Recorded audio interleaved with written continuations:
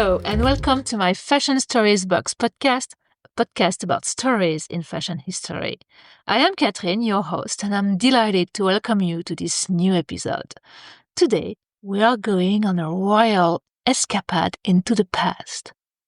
Picture this: the hushed halls of castles, the enchanted paths of gardens, tightly laced corsets, puffed sleeves, rich fabrics. Yes, you maybe guessed it. We are diving into the castle-core, the chateau-core phenomenon, a trend identified by Pinterest as one of the leading aesthetics for Gen Z and millennials in 2025. And why not? After all, who doesn't dream just a little of living in a world halfway between the Count of Monte Cristo, Game of Thrones, and a Valentino runway show? In this episode, we will explore a trend that sits at the crossroads of past and present. On the agenda, we will break down what chateau-core really is, with its visual codes and pop culture inspirations. We will travel through time to explore the historical garments behind the trend, from the Middle Ages to the Renaissance, all the way to the Victorian era. And finally, we'll ask the big question: why are we all so fascinated by a return to a world that smells of lavender, candle wax, and courtly intrigue?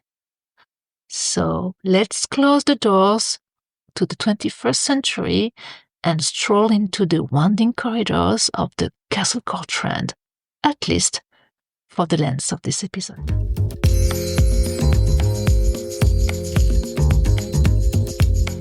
So, first thing first, what exactly is chateau-core or castle-core? Basically, it's an aesthetic movement or a lifestyle trend for the connoisseurs that celebrates all things castle-like. Think fairy tale or gothic fantasy castles with stylish twist, of course. In an article published by Numero magazine on December 2024, Emilie Nguyen, head of luxury and consumer goods at Pinterest France, described this trend like this: it's a cross-category trend affecting areas like fashion, beauty, and home decor. It evokes rich textures, dark color palettes, and ornate details, hallmarks of the medieval era. In 2025, Gen Z and millennials will draw inspiration from medieval castles for interior design, while fashion and accessories will turn royal with a gothic twist. And on Pinterest in 2024, the most trending search terms were antique ruby ring, with an increase of 50% in the search, blue medieval dress, with an increase in the search of 85%, chainmail necklace, with an increase in the search of 45%, and lastly, medieval core, with an increase of 110% in the search terms. This aesthetic brings together elements such as long dresses, which could be flowing or voluminous, modernized corsets, capes, yes, actual capes, I love capes, high collars and jabot skirts, jiggot sleeves, hello the 19th century, and puffed sleeves, hello the 16th century, lace, velvet, satin, brocade, medieval or antique-inspired jewelry, and a color palette that swings between rich jewel tones, burgundy, gold, ivory, and deep, mysterious hues. And while this trend may feel new, it's actually part of a lineage of evolving Gothic-inspired trends. As Emilie Nguyen explains in Numero magazine, Gothic aesthetics have been steadily evolving in recent years. Our 2022 report already identified a trend called Oh My Goth. In 2024, we saw the rise of Western Gothic. The chateau-core aesthetic is a direct evolution of these styles, influenced by the success of shows and films like House of the Dragon and The Count of Monte Cristo. So, is cinema the source of this trend? Maybe. at least references abound, as, for example, the House of the Dragon and Game of Thrones, obviously, Versailles, with its wigs and lavish brocades, Nosferatu, or the cult favorite, The Maiden and the Dragon on Netflix, which completely blew up on social media. And let's not forget the pop star Chappell Room, who literally set the 2024 VMAs on fire in a cathedral-like gown worthy of medieval vampire queen. Naturally, the fashion world is having a ball with this. Think about Maison Valentino's and their Spring-Summer 2025 collection. Pier Paolo Piccioli opened the doors to a romantic Baroque universe with silhouettes worthy of a Shakespearean heroine. The Gucci Fall-Winter 2025 takes a darker turn with long capes, tall leather boots, alchemical embroidery, straight up with a witchy vibes. Designers like Simone Rocha, Vivienne Westwood, the punk royal fusion pioneer and queen, and also Iris van Herpen, who turns dresses into futuristic armor and are all redefining regal drama. And even fast fashion is on board. H&M and Simone Rocha reinterprets aristocratic romance in the last collaboration, and Other Stories launched a chateau-chic line, honestly a perfect name for today's episode topic. Reformation's Modern Maiden line offers long puff sleeves dressed to channel your inner countryside lady. The bottom line is this is a full-on past revival, but with a modern filter. It's like dressing up for a royal ball and then posting the look on Instagram stories.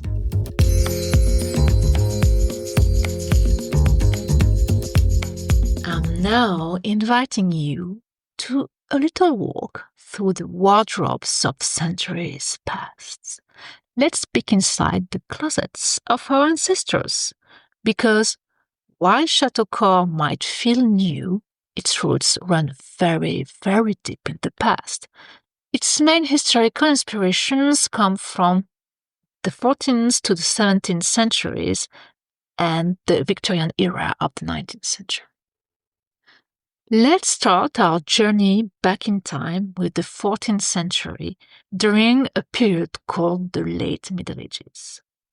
This century is particularly fascinating in terms of fashion. In fact, it's when the modern concept of fashion as a way of describing changing styles and clothes was first used. Back then, the nobility dressed to impress, and every garment was designed to communicate status and power. The 14th century silhouette can be summed up like this. Women wore long gowns fitted at the bust with slightly high waistline.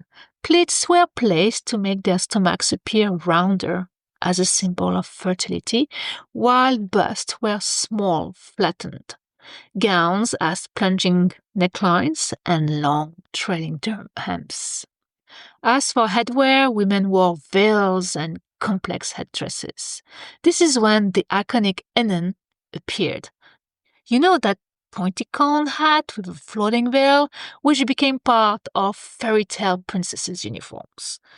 The hairline was put back to elongate the forehead. Women even plucked the hairlines. Men weren't left behind. They wore richly embroidered tunics, ornate belts, tightly fitted doublets, and hoses to emphasize the shape of the legs, a symbol of virility. Oh, and let's not forget the famous poulaine, this type of leather shoes with an absurdly long, pointy toes. Some of them were so long, they had to be tied to the knees with a strap. Walking? Completely optional, style mandatory. And brocade and velvet were symbols of luxury. Colors were bold and vibrant. The message was clear. I've got style and power. During the 15th century, things get even more extravagant. Fabrics become even richer with an orgy of brocade, velvet, and silks. Layering is everywhere. Clothing become more symbolic. Color, embroidery, and motifs all tell stories of wealth, faith, family, and social rank.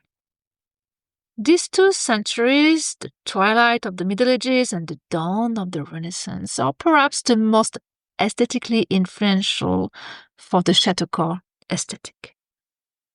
Then we arrive at the 16th century Renaissance, and here it's a full-on textile explosion. Clothing is opulent, embroidered with gold threads and adorned with gemstones and pearls. The nobility literally wore their wealth. Even though women were expected to remain modest, they were buried under layers of fabric. It's an orgy of jewelry for both genders. We redressed to impress back in the time. The 16th century is the age of the ruff, those giant pleated collars, which were worn by all genders and which appeared after the second half of the 16th century. It's also the age of interchangeable sleeves, sparkling jewels and hair accessories, and pearls everywhere, sewn into garments worn in hair dangling from ears. For women, in the early 1500s, Italian fashion reigned supreme. Vivid colors, square neckline, puffed sleeves, and high waists. Then comes the Spanish fashion wave. Strict modesty, somber black gown, long sleeves, and the rise of the corset and farthingale, the Renaissance ancestor of the crinoline, all coming up to create a long tapered waist and a pointed bodice. Oh, and those shoes? The shopping? Those high platform shoes worn both by men and women at the beginning, which could reach up to 60 centimeters tall? Men's fashion is just as bold. Legs become more sculpted, breeches got shorter, and enter the codpiece. Not just a modesty device, but a not so subtle symbol of virility. If you don't trust me, go and see some portraits of that time. Shoulders grow square, torsos puffed up with padding as during the previous century. And for accessories, earrings, small beards, tilted berets. Picture a mix between Shakespeare, Dracula, and a cocky Renaissance dandy. That was the Renaissance man. Now, let's slide into the 17th century, the grand siècle of Louis XIV and the court of Versailles. We now transition into the Baroque era. Both men's and women's clothing lost its rigidity and complexity. It becomes more voluminous, decorative, and at the same time lighter than before. Silk shines in period portraits of that century. Women's silhouettes lighten as the farthingale fades. Sleeves shorten, exposing wrists, forearm, and elbows. New exposed erogenous zones where seduction can take place. Necklines plunge, shoulders are bare, curls cascade gently around the face. The main silhouette is elongated. Breeches reaching the knees, the juste-au-corps layer over the waist and shirt, they all reach the knee level. The cut is fitted. Only the sleeve wrists show some volume. The hair is long and curly, as is the wig noble starts to wear to emulate the balding Sun King. Horses become silk stockings. Silks and laces are the centerpiece of every look, and the cravat creates a lace bubbling at the front of the torso. And let's not forget the cane, a new fashion accessory with no other usefulness than the one to underline the elegance and good manners. All we need now is for a cane to walk, right? The trendy look for men of that time could be summed up as, I am nobler than you, and I'll show it off to you with my 2-meter lace cravat. Fast forward now through some decades and revolutions, Marie Antoinette and the guillotine will forgive us, and we land into the 19th century, and more precisely into the Victorian era under Queen Victoria's rule. This era is linked to Romanticism, and fashion draws inspiration from, how curiously, the 15th and 16th century, with a big revival of Gothic aesthetics. After a few decades of flowing Greek-inspired styles, the feminine silhouette becomes dramatic again. Tight corsets define tiny waists, bell-shaped skirts are supported by crinolines. Jiggled sleeves, literally leg of mutton sleeves, create a strong shoulder silhouette. The ideal shape? An hourglass. It was a puritanical time. Women were expected to be good mothers, good wives, good daughters, and to be the showcase of their family wealth.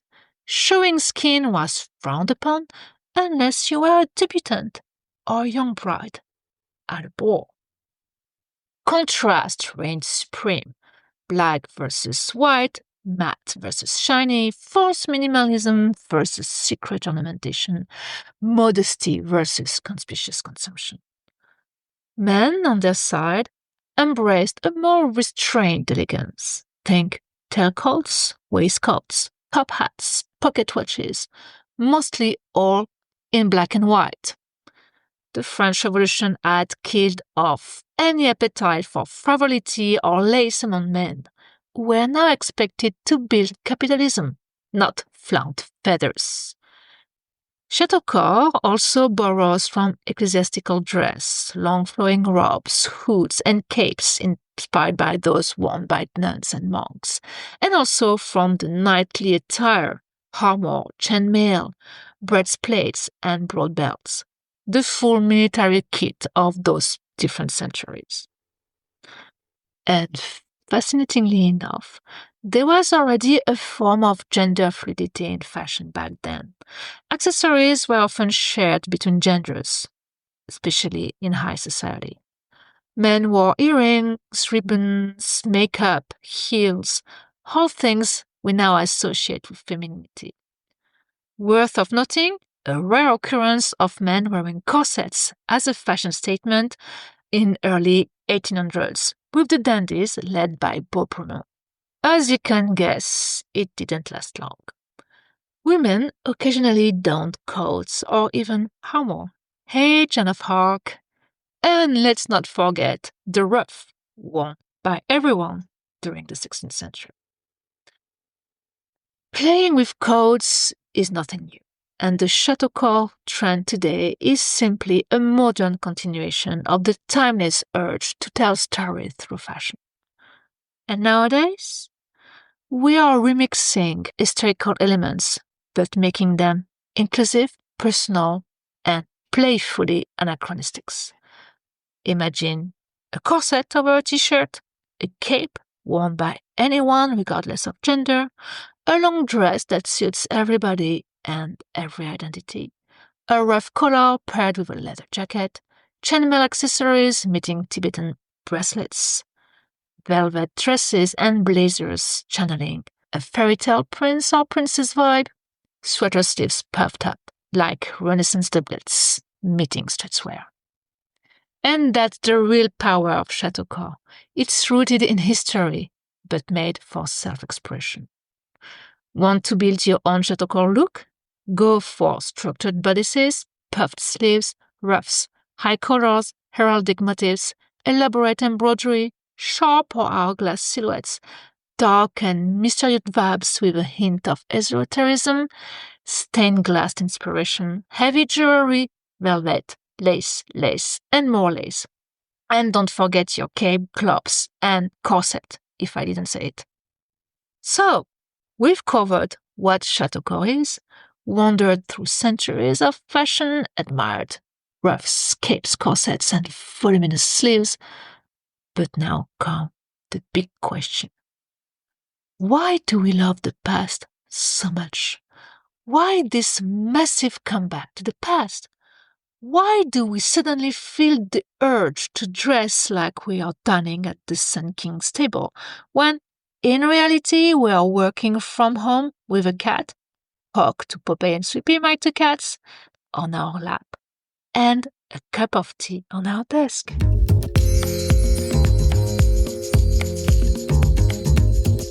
There are several reasons for that. Some of them are even deeper than you might think. First reason, this comeback to past bring a big dose of nostalgia.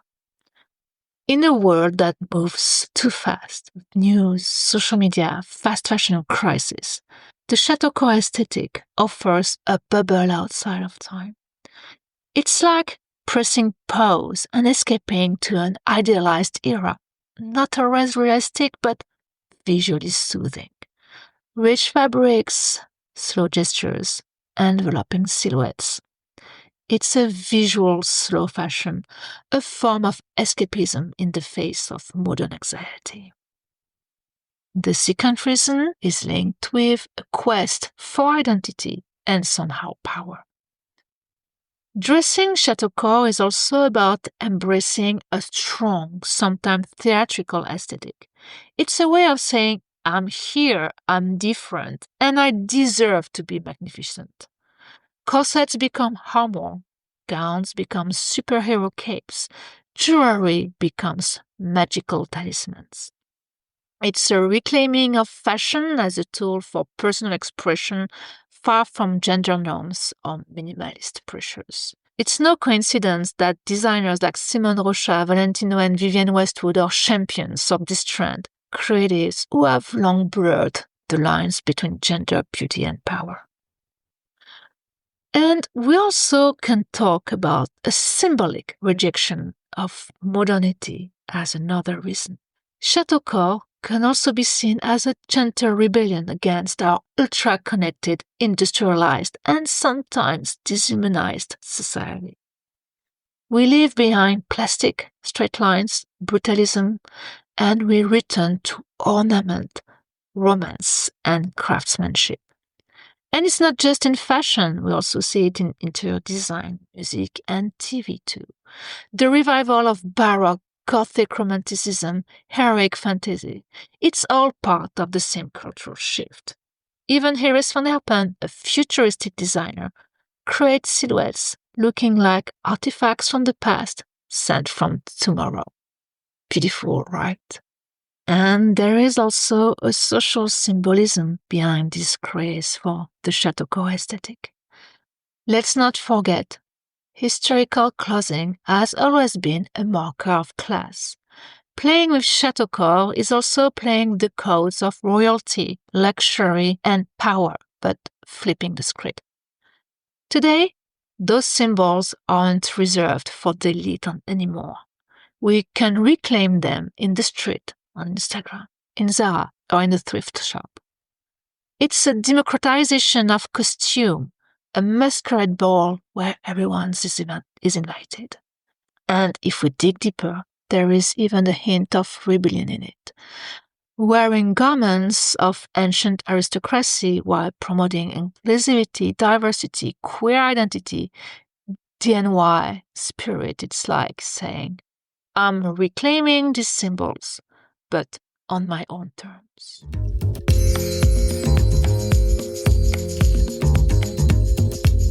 To wrap things up, chateau-core isn't just a Pinterest look with flower crowns and romantic corsets.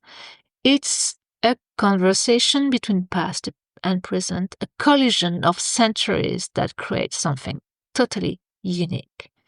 It's exaggerated romanticism, a fantasy aesthetic inspired by fairy tales and medieval legends. It's rich textures and noble materials, velvet, silk, brocade, lace, metallic embellishments. It's silhouettes with dramatic shapes, puffed sleeves, wide skirts, corsets, layered garments. It's statement jewelry and bold accessories. It's also a nod to gender fluidity. but it's also escapism into an idealized past, a contrast to a tech-dominated urban world. It's a nostalgia for simpler, happier times, or at least the idea of them. And most of all, it's storytelling. Each created outfit tells a story, a personal story, a personal universe, a narrative wrapped in ruffles and velvet. Between crinolines and identity rights, between fairy tales and social consciousness. And that's what makes this trend so powerful. It allows us to dream and escape, but also to reclaim historical symbols and make them our own, right there, right now. And for a history nerd and fashion lover like me, it's the perfect excuse to shine a spotlight on overlooked or forgotten era of the fashion history. Thank you so much for listening to this episode of my Fashion Stories Box podcast. If you enjoyed this journey into the past, don't forget to subscribe, leave a review, or share this episode with a friend who secretly dreams of living in a castle, or at least dressing like it. Subscribe to the podcast on your favorite platform so you don't miss any future episodes. And come join the conversation on Instagram and Facebook.